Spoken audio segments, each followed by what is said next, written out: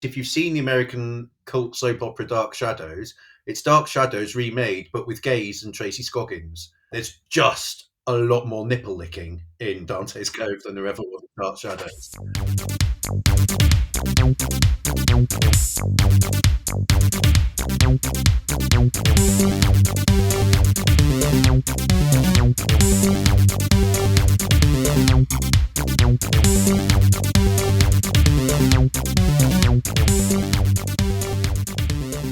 Hello, and welcome to Incomplete Geeks, a gay geek podcast where we talk about all sorts of geeky things, some of which we know a lot about, other things our knowledge is a little bit incomplete. That's right. Thank you for joining us. This is episode number 50. I still don't know what episode number this is. I didn't look up since last time. But if you're clicking on this episode, you know what it is. 54, maybe? That could be right. Yeah. Today, we're going to possess you and undress you as we talk about the gay camp soap opera that is Dante's Cove.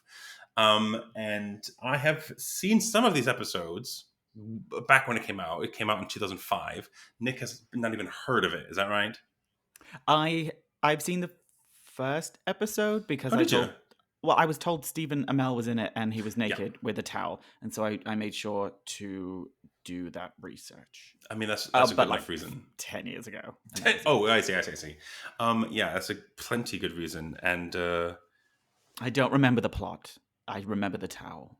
No one ever watches these kinds of shows for the plot, do they? But yeah, since it's been so long ago, and I've only seen part of it, we're happy to bring in a guest to talk about it. Joe is here to talk to us as well, to fill in all the gaps in my knowledge. How are you doing today, Joe? I'm all right, thank you. I've just rewatched episode 1 of Dante's Cove. Yeah, good. So you've got it fresh in your memory. I've got a fresh new memory, and I'm now desperate to watch all of it. You know what? I was reading about it because I was just trying to refresh my memory as well, just getting my mind to like what's the scenario is, what the world is like, and I was like, oh yeah, I forgot about that part. Oh yeah, I forgot about that part, and I kind of actually do want to watch it again.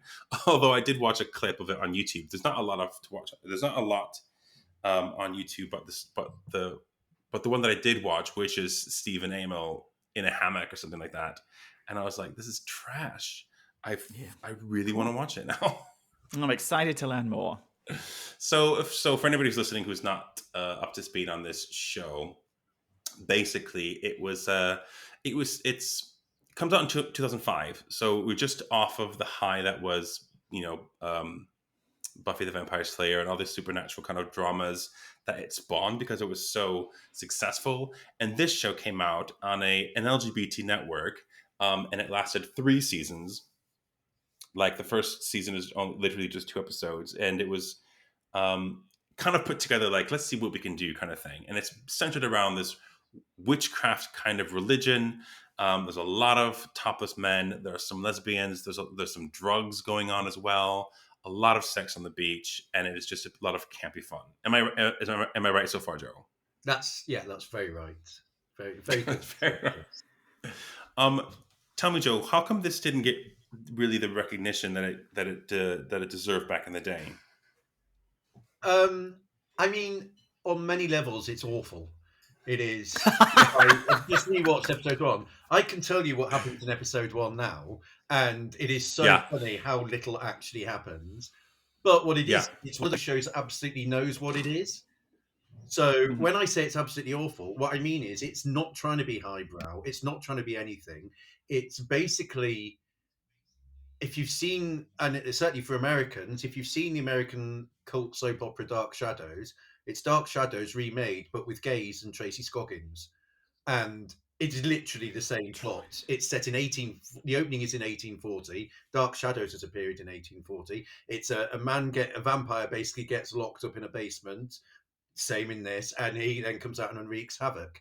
There's just a lot more nipple licking in Dante's Cove than there ever was in Dark Shadows. Fantastic. I forgot that there was that kind of parallel. I love it as well. Yeah, I didn't realize it was that era. I suppose it, I know you've asked me on because it's not a highbrow podcast and I'm not highbrow, but you're the first person I thought of. I've just watched The Shining this week for the first time, and The Shining and Dark Shadows and that main setting, they all have that thing in common of from the past. There's sort of almost like there's a dark energy from the past. It's not just individuals. And I think this is sort of has the same thing. But yeah, it just keeps stopping for sex scenes. Yeah, which I think is par for the course. Yeah. Have you not seen The Shining? I'd never seen it before. One of those films totally passed by, and then we went to cinema this week. Okay. Prince Charles was showing it, so we went to Prince Charles, and I loved it. Were you at did you go to the all-night Halloween thing?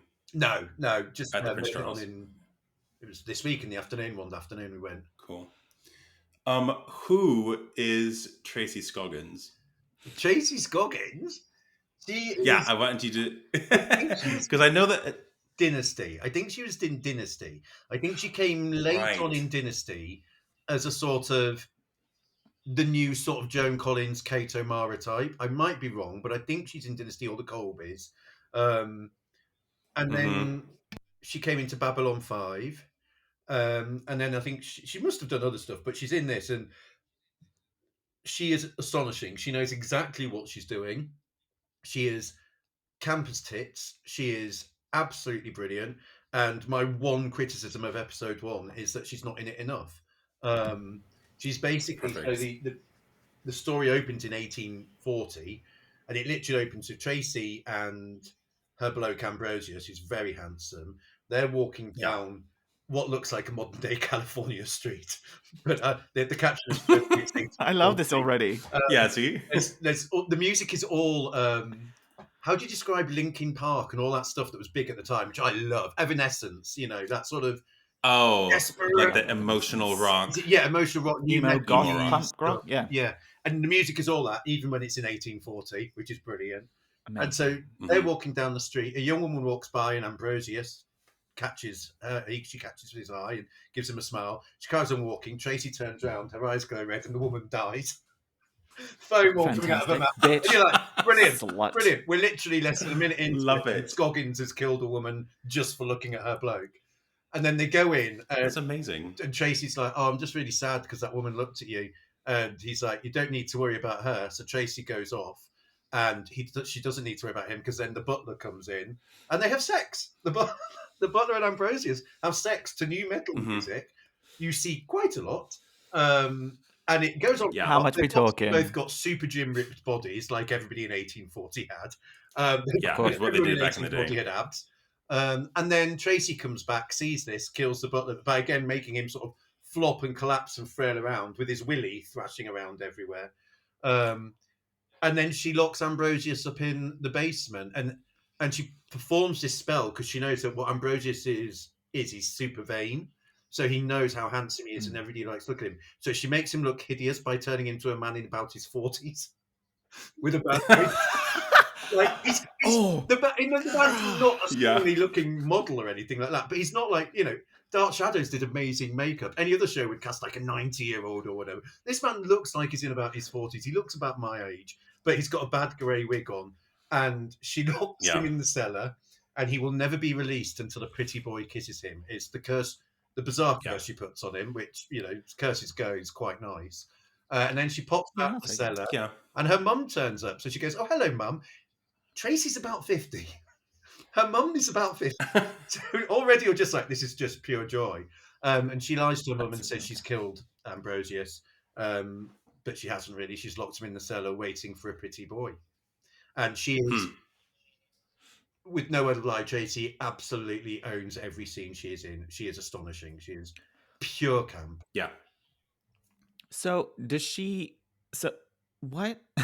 So fast forward stays there for how? Yeah. So he stays there for what? So she's 150 years or so. 1840, and then they wake up in 2005, 2006.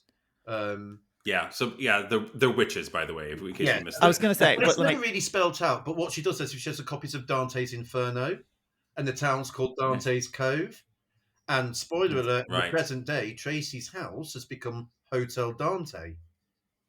Yeah. Yeah, what? I mean, they don't spell it out to you. They require audience intelligence. You have to work out these links yourself. Of course. And I've seen a few. That's what we're here for. So I've worked it out. It's quite easy for me. But yeah, it's not always the same for everyone. Perfect. Does that mean what happens to him then if he comes back? Is he a vampire? He's ageless, isn't he? Well, you'd think when we cut to the modern day, we might get to him quite quickly. You'd be wrong. No. People keep being distracted by having sex. Yeah. So, It's a terrible curse. Shall I tell you what happens That next? sounds about right for the gay community. Want to know what happens next?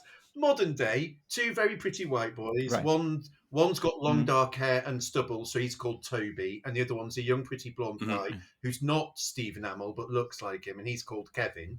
Kevin is angry because his mum and his abusive stepdad they're mean to him because they think he's gay. Kevin is also about 25, so it's a bit odd. Anyway, Kevin, they get into a taxi and immediately one gives the other one a blowjob. They're young. Yeah, but they get into a taxi and immediately one gives the other one a blowjob while the taxi driver watches. Of course. Then they go and eat some burgers. Then they go to the beach. Then they go home and have sex. That's like I think our third sex scene in 20 minutes in. And then they have an argument, and then they break up, and then they look out at the sea. Kevin goes to the sea. Toby does press ups. So as sad music plays, that's what you do.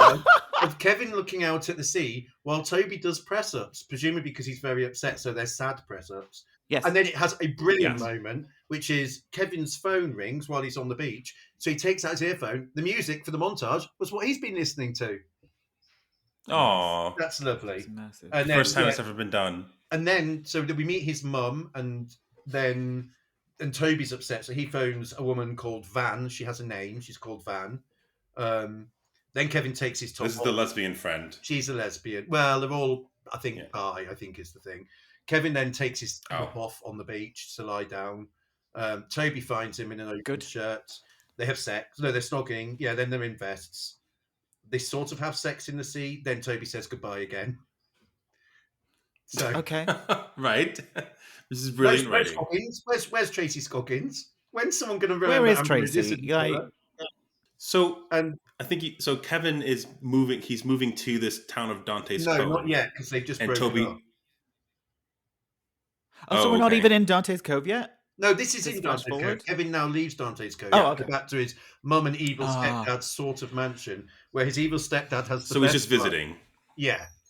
And then mum says to him, I don't know what's gotten into you recently. And evil stepdad says, I know what's getting into him. That boy. Nice. It works on two levels. Brilliant. I mean, and Kevin confirms gay and leaves and goes back to Dante's Cove. Okay, so that's when he moves in. Then he's but still no Ambrosia or Tracy Scoggins. Yeah? No, we're still not there. So then he's on a bus moving back to Dante's Cove, and bizarrely has a copy of Dante's Inferno that we last saw in Tracy Scoggins' house. He rests it on his head and has a dream sequence with screaming kids. And he puts it on his head. He kind of rests it over his face, like he's sleeping. So I'm guessing it's meant to imply it's a really long coach journey. But he's let him come back. But remember, of course, him and Toby have split up. We've not had any confirmation they've spoken to each other. So he's just moving back to Dante's Cove because that's the place to be. Mm-hmm. Okay. And a man with his shirt open called Corey greets him. Corey always has a shirt open and has very smooth pecs and abs and is incredibly shiny. And I think Corey's on drugs. 2005, shiny. Yeah, I think Corey's on drugs. And Corey just greets him and decides to show him around this hotel that isn't a hotel. We meet Amber, who's going to grab her laundry. I don't know. That's it. I assume she means laundry. Then we meet Adam, who is the actor Stephen Amell. Mm-hmm. Right, Amell here we is lying go. on a bed. He's very shiny, very ripped, and also confirms that he is in fact straight. Yes. Oh. So how he's going to fit in with the other residents of Dante's hotel, I don't know. But then we meet the straight couple, which Corey says they should just stop and watch having sex for a bit. So I think we're on to about our fifth sex scene now. Then he shows him the basement. The straight couple sex scene? Yeah, there's a straight couple having sex. We're like, this is our first red flag for Nick and I. We're like, wait a second, wait, what? No, one of them's black as well, so that's quite nice. Yeah, it's quite nice that someone's not white. Goodness. Yeah. Yes. But then it gets exciting because then Corey shows Kevin the basement. It hasn't been so far. Oh, it's been great. Then Corey shows Kevin the basement. And you know what's in the basement? Ambrosius. Ambrosius. Yeah. 40-year-old Ambrosius is hanging from his manacles in the basement, but he's not. He's in a second basement. So, oh, right, he's in a second basement. I was going to say, because why have people not seen him in the past 150 years? So there's a basement under their basement. So they go down, because what they keep in their basement is what Corey describes as the beers for their many, and I quote, bitching parties. Jeez. Like a bitchy party or like a bitchin'? Yeah. No, they're bitching. This is like proper naughties lingo, isn't and then it? So then they leave the cellar just in case we were getting too close to the plot. They decide to leave the cellar immediately. Oh, so they don't even find him. Give it time. Give it time. They go and meet Van, who we met earlier on, and Van's an artist, terrible. And she paints pictures of all the hauntings that have happened in this hotel. And again, I don't know whether these people live here or work here, or whether it is a hotel. I've not seen a reception area. No concierge. Okay. Toby arrives, and rather intriguingly, Toby's dressed, which is rare. An old hag stops him in the street and says he is crying, and Toby walks away because we don't want to get too close to the plot. You know, they keep getting they keep getting dangerously close to something happening. And then we see Kevin's ass because he's in the shower. So Toby joins him and says, something weird's just happened. And Kevin says, I don't care, let's have sex. And they have shower sex. Let's have sex. And then there's a banging sound in the shower. A lot of nipple licking. Yeah. Then they're in bed having bed sex. Then they're in front of a window having window sex. Mm-hmm. Then they're in a chair having chair sex. Window sex. Although they stopped to light it over the candle. All in one go? And then they're back on the bed. Oh, Kevin asks Toby if Toby's all right. And Toby says, no. And talks about the hag outside. So this is basically like makeup sex, which everybody knows is everywhere. Yeah, at no point did they have a conversation saying they're making up. So it's... this is just sex. And then there's a full moon. Right. Kevin hears a voice. Is the full moon important? I feel like the full moon would be important. Not No. Kevin hears a voice. This is fantastic. Kevin hears a voice, so he goes to the window in a towel. I don't think Kevin has worn a shirt in about one scene. And then Kevin goes to explore. Where's the voice coming from? Mm-hmm. Yeah. The basement. The voice says, help me. Kevin goes back to bed. Oh, for God's... Because why? What else would you do? So it's a man calling help me from the basement. How long are these episodes? Nah, Sean. Nah. Well, that's a sensible idea. The next morning, they're all having breakfast together in vests and pants, the girls and the boys. Van makes terrible coffee, and Toby says, I'll have to brush my teeth after this. And they all literally wet themselves laughing. It's the funniest thing Toby has ever said, clearly. Kevin goes to the beach in his jeans, no top, and watches Van paddling in the sea, also wearing no top, so she's got her boobs out. And he has a flashback to his stepdad. Yeah, Van has no shame. She is open. She's an artist. He joins Van on the beach and says about his stepdad. He just starts crying, and then we cut to a bitching party at the hotel. Bitching party. There's a woman in one of those amazing. Do you remember the kooky hat phase in the early 2000s, where a woman would wear like a sort of not hat, whatever it was? There's a woman in one of those. It's amazing. Amber meets the DJ. What kind of hat? Kind of like a Clueless kind of hat. Like sort of like, is it Trilby? I don't know, but she looks amazing. It's the best period of history. Yeah. Amber meets the lady DJ. So Amber, who we met earlier on, she's got long hair, separate, distant, so you don't get her confused with Van. The one with the longer girl. Hair. Amber meets the DJ, says she doesn't get scared by ghosts. Then they lesbian dance. Then they're on the beach and they're lesbian dancing next to a bonfire.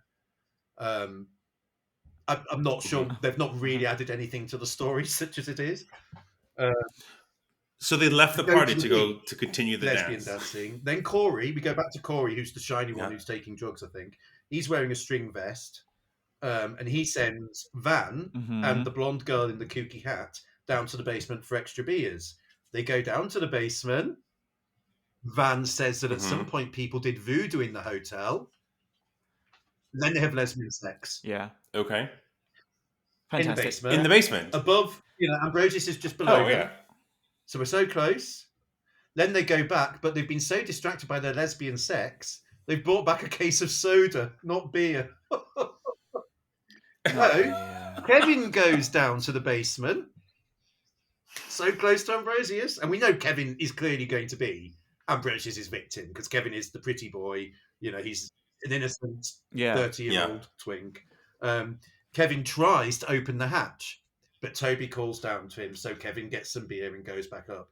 And then we have my favourite moment in all of Dante's Cove is the beer are packs of Corona. Have you seen my picture of it? Yes. They're packs of Corona, which they all hold quite clearly. This is I remember this. So you can't have that. So someone stuck tape over Corona. So they've got boxes of bottles of what are clearly Corona, but just have "nah" written on them. Yeah, nah. And it's like the same font as everything. They're like the cases of beer. Any brand name you could think of. If it was Kellogg's cornflakes and they just put a tape over the K, so you go, "Oh, have you got any of those Kellogg's cornflakes?" Yeah, it is so brilliant because it's also like you keep holding them up, so they're literally like holding them in display in front of them. Anyway, then Toby gives Kevin a blowjob. Of course, they go to the beach. Toby gives Kevin a blowjob. But Kevin is now distracted by visions of the hatch, so he goes back to open it. Toby sits by the beach fire. Kevin finds Ambrosius. Kevin goes into the hidden basement, finds Ambrosius. Well, you can imagine his reaction. Blowjob. Oh no! Oh dear! He's like there is no. It's so bizarre because for a TV thing that's been full of music so far, there's no music or anything like that, and Kevin's just like, oh dear. So he lets go of him, and Ambrosius attacks Kevin, and kisses him, which disgusts Kevin because obviously Ambrosius looks like he's 40 years old. Obviously. Literally, Kevin throws up, and when he looks back up, Ambrosius is his young, sexy self. He causes Kevin. Oh, thank goodness! Finally, he causes Kevin to cut himself. Kevin runs off. Ambrosius, I swear, looks at the camera. I think it's meant to be the handy mirror that's in front of him, but looks at the camera and says, "Until next time," and then tidies his hair. And then we cut to Kevin in hospital, and Toby goes to meet him, and then Kevin sends Toby home. Toby meets the hag again, who gives him a photo of Ambrosius. Toby goes back to Dante's hotel, and the party's still going on. And by this point, Van has followed the blood trail down to the cellar, and then come back up. So when she says, "Where's Kevin?" Toby says he's in the hospital. He cut himself, and Van goes, "Oh, that must have been the blood I was looking at. I didn't do anything about." So they go back to the party. Stephen Amell reckons Kevin's been taking drugs, so nobody likes Stephen Amell. And then Ambrosius comes out from the hotel. Right. He meets Corey and Corey says, "Hey, you're new. You should stay here at the party." And Ambrosius sneers and says, "Oh, I plan on staying for a very long time," and then leaves. And then it says to be continued. Oh my god! And that's the end. The end of the episode. To be continued. And can we just wrap up now so I can watch episode 2 again? Because I swear, it is so entertaining. It is so. I am on the edge of my seat. What on Every earth is time going it to gets happen? so close to a plot, someone goes, "Let's have a blowjob." Let's have a quick. Wait, I've got my boobs out. Should we have a lesbian scene? I don't know if I'm a lesbian. But we are in this scene. I like that it's a mix of blowjobs and lesbian sex. That it's not just blowjobs. I'm glad that they're having plenty of boobs out. Yeah, no, it's quality. Yeah, nice. I was upset because not upset. I was dreading it because oh yeah, there's lesbians in this show as well. But it doesn't sound like it distracts from the whole enjoying. No, don't worry, topless it's men predominantly men with their abs out. You'll be fine. The lesbians are there, so you can go make yourself. Little breaks, yeah. You don't want it to be. Wait a minute. There's 2 women alone in a room together. Oh, I've got time to make a brew. Done. No, give me a few minutes. It reminds me of what was happening in TV back in that era, because TV's come leaps and bounds since then, where it was like with the LGBT community being more and more present in people's minds. It's like, yeah, let's have a channel that caters just to this community, and let's make some shows. But they didn't know how to do it because they were not like, I don't know. There's no history of it, so they're doing their own thing, and it sounds like it's just complete trash, like soap opera stuff. Which I think is great. It's still going, isn't it? The network is still. Is it? I'm just googling it. It says it's Here TV. Is that? Yeah, here or Here Plus Here TV. I'm not sure what it is if it's still on, but they've done other stuff since then. You might have heard of. There's a spin-off to this show called The Lair, Lair. Very mucky. The Lair is very mucky. Be warned. Yeah. So it started off as kind of like a spin-off of this show, but more about with vampires, I think.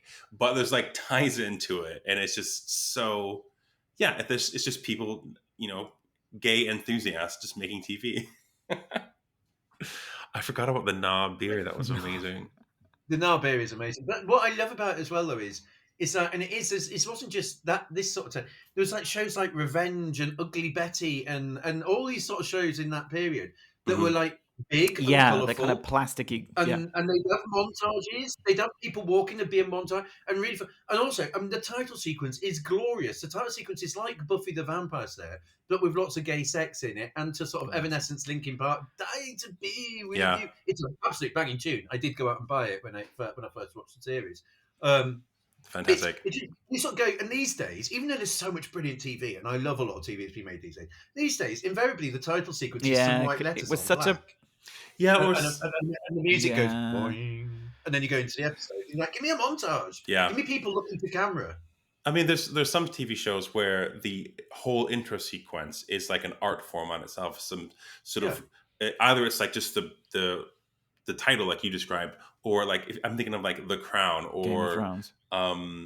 White Lotus or Game of Thrones, where everything is just so elaborate and ornate and sort of big orchestral stuff, and you have to sit and watch it every time.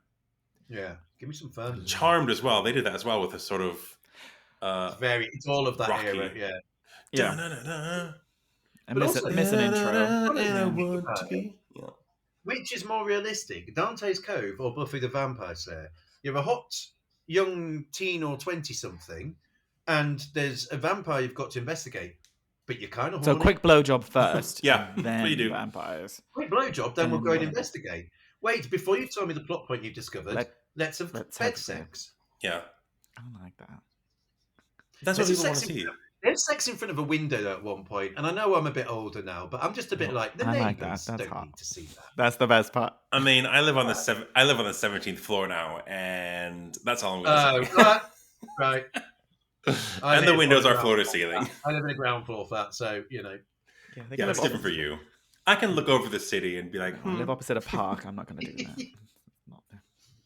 Yeah, a lot of children in that park as well, aren't there? But yeah, I am slightly baffled by how Hotel Dante What's works. The economies of that? Because I don't think it can be a hotel. Well, it's just the setting of it.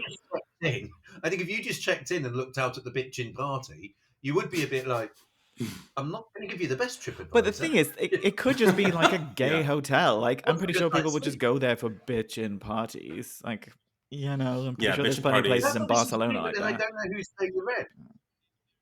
Who's paying the rent? Is there a pool as well? Yeah, and like black bathrooms. Well, they're very near the beach. A sauna.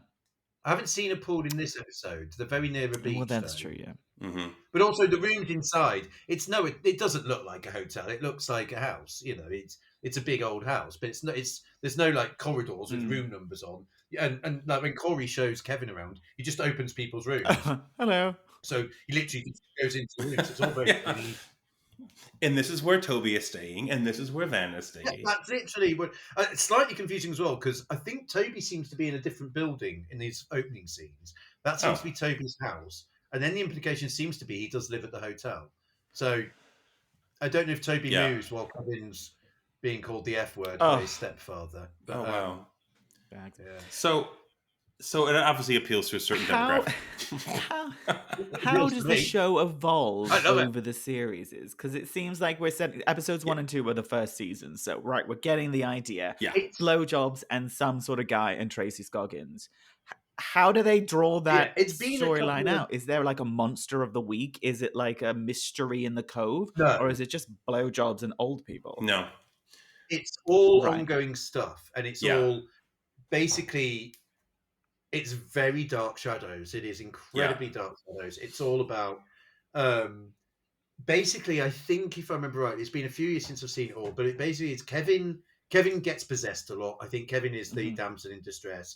There's a lot of Van and Toby investigate, but Van disappears after series 1. think she comes back in series 2 or 3 when they use a clip of her from series 1. Oh, really? It's like, she's happy up, she's on the beach. And I'm like, that's series 1, Van. But yeah, she disappears. Stephen Amell gets recast. Well, I assume Stephen Amell gets a maybe slightly more high-paid job at some point in his life. So he gets recast by another identikit blonde muscle guy. And I think it's just sort of there's a hospital. Is there a bad guy? Is Tracy Scoggins the bad guy?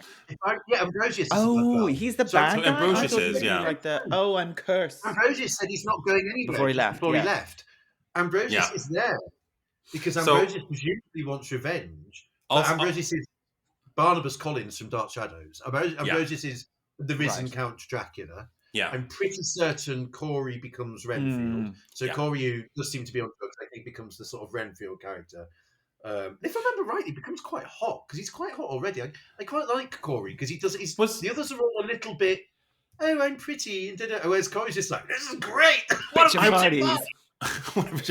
I remember Corey being the kind of nerdish kind of character. Is that right? He's sort of nerdish, but he's also like at one point wearing a bizarre sort of string. I won't call it fetish. It's almost like a string vest type thing, which he thinks he looks great in. Other people don't think he looks great in. But it shows off his pecs very nicely. Nice. Yeah, he's jittery. Yeah.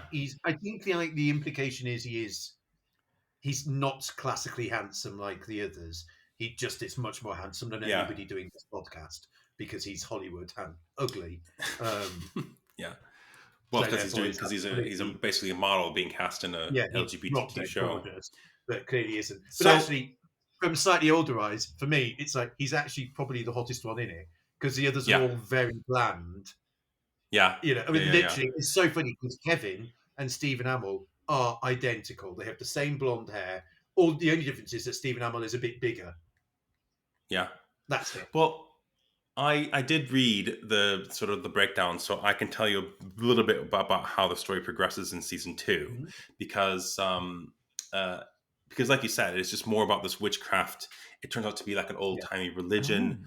Ambrosius is obsessed. Apparently, he's obsessed with Kevin because he's the one that broke him out of this trance. So for a long time, he's basically going after Kevin a lot, and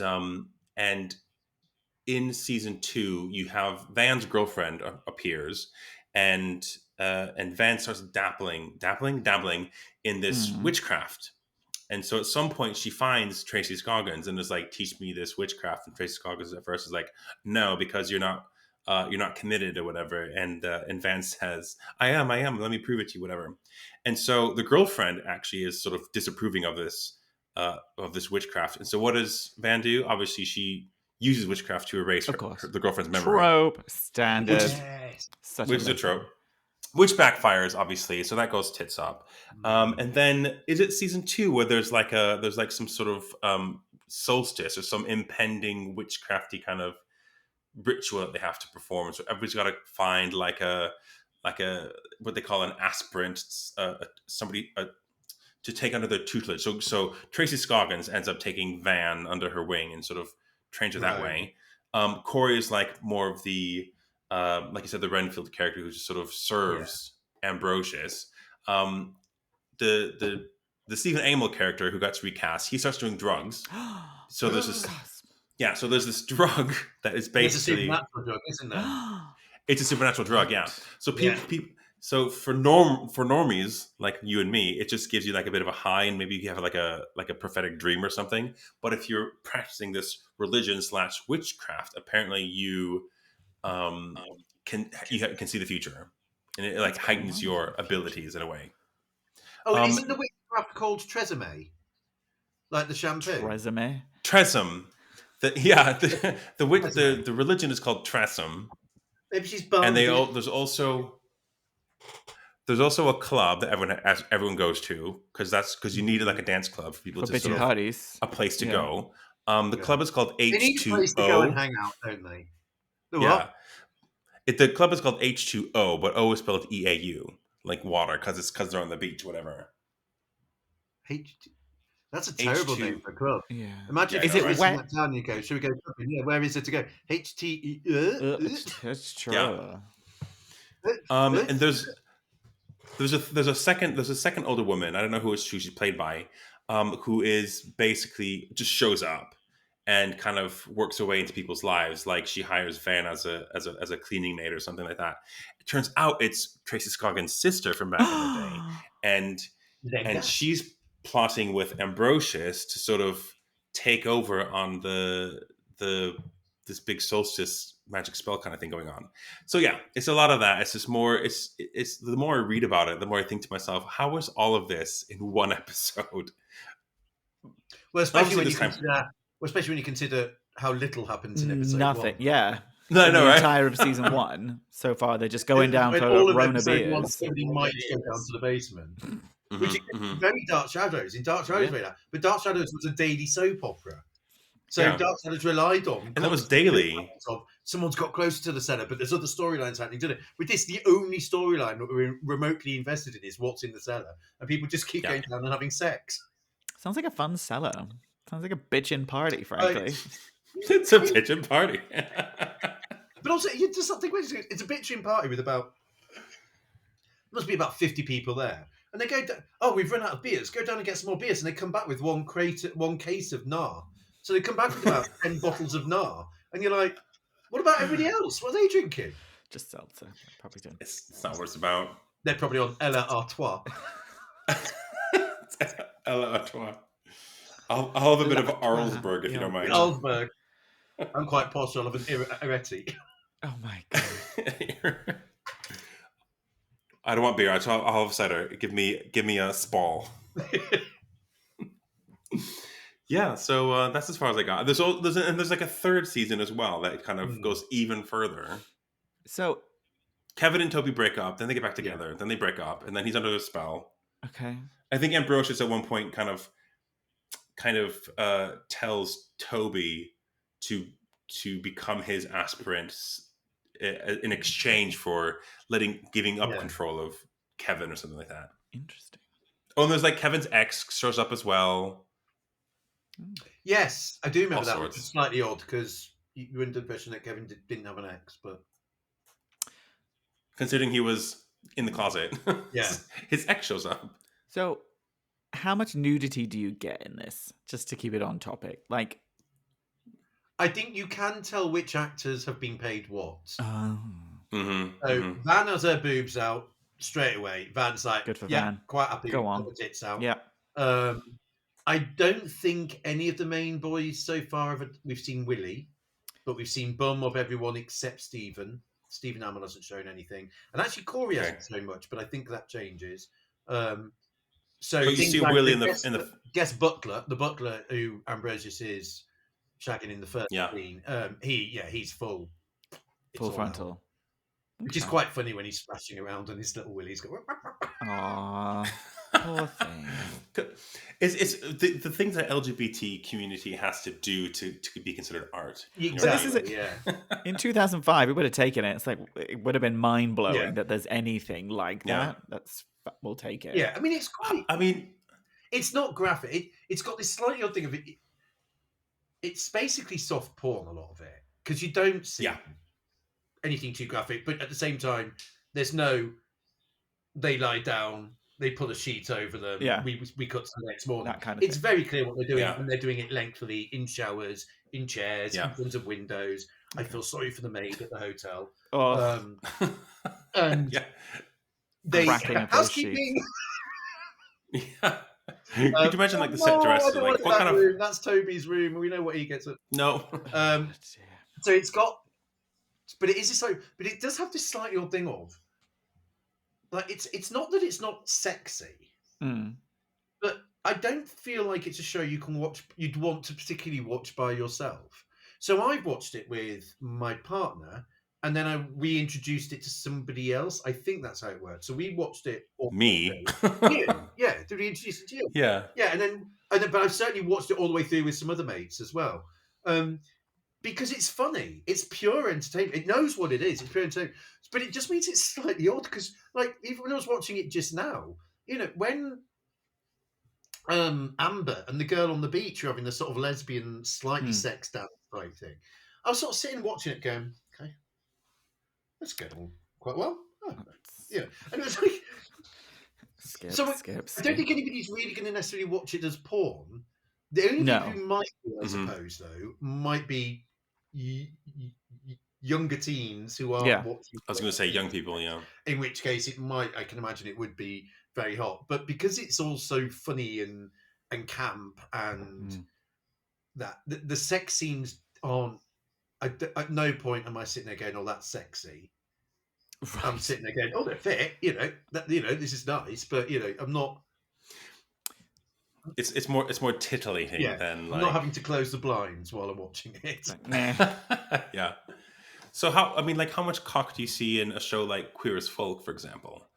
And that was around the same time as this? I'm not sure. Maybe a little bit later. That would have been. Was it earlier? 2000? I'm thinking of the US version. Oh, the English one. Yeah. I've never seen the American version, but the English one's a bit earlier. But the English one is more real world. Yeah. Whereas this sounds like a it's like Dynasty, but for hot gay dudes. Yeah, and it's like porn sex. There are candles everywhere to the point that it presumably means Toby and Kevin. If you actually think about the logic of it, Toby and Kevin were having sex in the shower. Then they left then they left whichever room the shower was in. Went to Toby's room because he now seems to live in the hotel. Lit a load of candles. Of course. Then decided to have sex in the chair. Then decided to have sex in front of the window. At some point they stopped to light candles. So I think Queer as Folk is a bit more real worldy. We might. This is definitely not realistic. But with this, I mean, you can't have a show about witchcraft and not have candles. I know, but of course, no. They presumably weren't lit because they were having sex in the shower. They presumably came into the room, lit the candles, and then had sex. So presumably in the mid throes of passion, they went, "Wait a minute, we need candles." I know what'll make this the perfect. Yeah. So it's that soft porn type thing where it's like the Amber and the DJ. They have this flirt, and then they immediately start sexy dancing in front of the sort of DJ booth, and then it does it merges to them dancing in the same position on the beach. So again, the reality of that is they were having quite sexy dancing in quite a sexy party. Then they decided to go to the beach and presumably built the bonfire, and then decided to carry on having sexy dancing in exactly the same way they were doing in front of the DJ booth. So was this the DJ? Did they leave their job to go and have a sexy dance on the beach? Did the bitching party just stop? Yeah, well, we got to go sexy dance on the beach. Yeah, who else is going to DJ? Exactly. I don't know why you're looking at this with such a realistic lens. Like this is obviously just Queer as Folk. It's not about whether you see a willy or not. It's the level of realism where you just go, yes, no point in this is any sex scene remotely real. The way they do the blowjob they're so lucky that the taxi driver's like, "Oh, that's a bit sexy." Oh. I'm a hideously old fat person of at least 33, so I'm looking in the disgusting. They were like, "Oh." Whereas actually, I suspect most taxi drivers would be like, "No, get the fuck out." Yes. Who's going to clean up after that? Not you. Doing in my taxi. It's the middle of the afternoon. Put it away. So do we think Dante's Cove should have a reboot? Oh, they've been talking about it. Have they? No, I think it should have a sequel. Oh, carry on reboot. So I want the story. Sequels all the way. Well, that's fine, because it's just also 20 years story. later, so they could just carry on the story with a new generation of shiny, greasy boys. Obviously everybody who's in it, who's in the current series, is far, far too old. Is in their 40s now, which is fucking disgusting. The sequels should open with them all being lined up and shot for being... Get rid of them. A disgrace to the LGBT community by being in their 40s. Get them out! How dare. Out to you. But should they bring back Tracy Scoggins though? Obviously, she's 70 now. No, I think. Yeah, she's 70 now. Something like that. But I bet she still looks stunning. What do you got? A picture up? I've just seen her original photo. She was beautiful in the day. I think it is one of those things where for anything you say about the show, it knows exactly what it's doing. It's that's the whole point, then, isn't it? It knows what its audience wants. Its audience wants sex and vampires, and that's it. And montages. So many montages. We want dream sequences. I want flashbacks. But I love all of that. I love a show that has a flashback to a scene we've literally just had. I've just seen it. Yeah. Yeah, we can't trust Kevin's acting ability that when he looks sad on the cliff in just his jeans, we can't trust that his acting ability will get across that he's thinking about his stepdad calling him the F word. So we'll need to have a flashback to his stepdad calling him the F word so that he can then go and get comforted by Van, who obviously has no bra on. So you just have this thing of Van's breast being pressed into Kevin's shoulder while they hug, and you're like, oh my God. I'd be a bit... Do you still own all the DVDs, Joe? I think we digitized them, so we've got them all. I've got it all as MP4s. Oh, we've got the whole series. I do remember I got you. I think it was like season 2 for Christmas when you were or something like that. Well, yeah, I think. Hope you got a lot of money off. Yeah, it went on eBay. We do have the unaired pilot, which I nearly watched today, but I didn't watch the unaired pilot because there's an unaired pilot. Oh my God! Really? We don't need that. Yeah, for super fans. Of which you can stream it on Amazon, but you need a Here TV add-on subscription, which is $3.99 a month, or start your 7-day free trial. I feel like you could power through. You'd power through it. You could definitely power through. Honestly, I would recommend it to anyone listening to this. If you've got a couple of nights, you've got a few mates round, whatever, get some bottles of Narin and get a couple of Nars, couple of cold Nars. Burn through it, because honestly it is so joyous, and it is so like of its time as well, of that in that way that you sort of go, oh, do you remember Buffy the Vampire Slayer? And I'm like, yes, it was last week. No, it wasn't, it was 20 years ago. It's so of its time of being 20 years. I still think of 20 years ago as the 80s, and it's the 80s, but this is so of that period. It's just absolutely the woman in the hat. I love the woman in the hat. I feel like a quintessential. I was like, she's classy. She's not like the other ladies here without their hats. This is a kooky lady in a kooky hat. She's got a bit of class. And are all the episodes like an hour-long episodes? This one was an hour 20. So, God. Okay, so the first one's about hour 45 for episode 2. Just heads up. But the rest are about an hour. Well, a total of 12 episodes. You can definitely still do that. 1 and 2 done in one evening. It's $3.99. That's a month's worth of entertainment right there. Give it a go. I think that's a night's worth. That's a bottle of Nar. That's not even a whole bottle of Nar, frankly. You'd spend more on a bottle of Nar. Nowadays. I think something like this, a continuation, this season 4 set 20 years later. They could do it on their iPhones. People could film this stuff on their iPhones with just hot influencers. They'd be great. That's all we need. Has the LGBTQ community grown since then in terms of their tastes? No. Tastes. I was going to say their skills at creating TV shows. Yes. Like, what is on nowadays? I think we could. That is like this. What's the gayest thing on TV? Is there anything? Is there anything on TV? What is the gayest gay thing as on this? TV? Anything as gay as this? I'm trying to think of anything that's genre. I don't think there's anything really genre, is there? No, not like the sort of camp soap opera kind of thing, is there? Which is brilliant. There's stuff like that. And there are shows like that, but I can't think of anything sort of camp gay horror.